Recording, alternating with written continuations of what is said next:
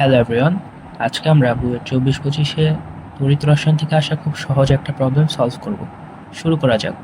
প্রশ্নে বলা হয়েছে ফেরাম ক্যাথোডে নিকেলের প্রলেপ দেওয়া হলো 7 অ্যাম্পিয়ার কারেন্ট 60 মিনিট ধরে চালনা করা হলে এবং পাতের ক্ষেত্রফল 10 সেন্টিমিটার স্কোয়ার হলে নিকেল প্রলেপের পুরুত্ব কত? অ্যাডিশনাল ইনফরমেশন দেওয়া আছে আপেক্ষিক গুরুত্ব 1.47। আর আমরা জানি আপেক্ষিক গুরুত্ব মানে হচ্ছে কি যে রো ইকলস টু আমাকে দেওয়া হচ্ছে 1.47 গ্রাম পার মিলিলিটার একক।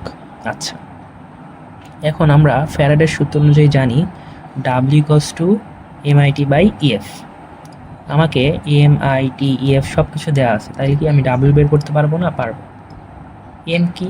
আমরা জানি নিকেলের ক্ষেত্রে এম হচ্ছে 58.7, আই কি 7 অ্যাম্পিয়ার, টি আমার সেকেন্ডে নিতে হবে, 60 মিনিটকে আমরা সেকেন্ডে নিলাম, 60 দিয়ে গুণ করলাম।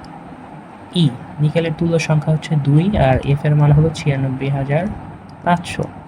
আমরা যদি হিসাব করি আসে 7.66 গ্রাম প্রায়। আচ্ছা, ডাব্লিউ এর ভর, ডাব্লিউ আমরা পেয়ে গেছি, তাহলে আমরা যে পরিমাণ নিকেল দিয়ে প্রলেপ দিচ্ছি তার ভর জানি, তার আমি রো জানি, তাহলে আমি কি বাইর করতে পারবো? আমরা জানি rho equals to W by V, অথবা আমরা কি জানি যে V volume equals to W by rho. আমি এখন জেনে গেছি হচ্ছে ডাব্লিউ এর মান, আমি জানি হচ্ছে রো এর মান, তাহলে আমি এটা বাইর করতে পারবো না? ভি কি?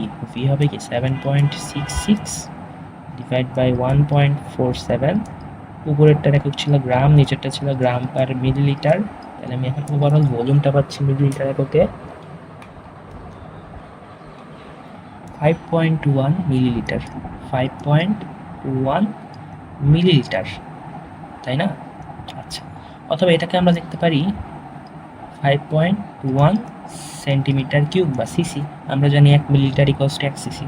আচ্ছা, এখন finally nail in the coffin, যে আমরা কি জানি volume equals to area into পুরুত্ব, তাই না?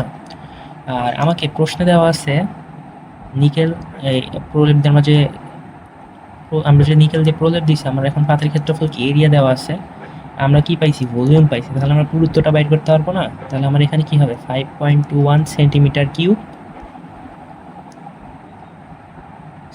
কিউব ইকুয়ালস টু এরিয়া হচ্ছে আমার 10 সেন্টিমিটার স্কোয়ার ইন্টু আমার পুরুত্ব যেটা আমরা এল ধরি, তাহলে আমার অতএব এল আসে, এল ইকুয়ালস টু আসে 0.521 সেন্টিমিটার। অ্যান্সার।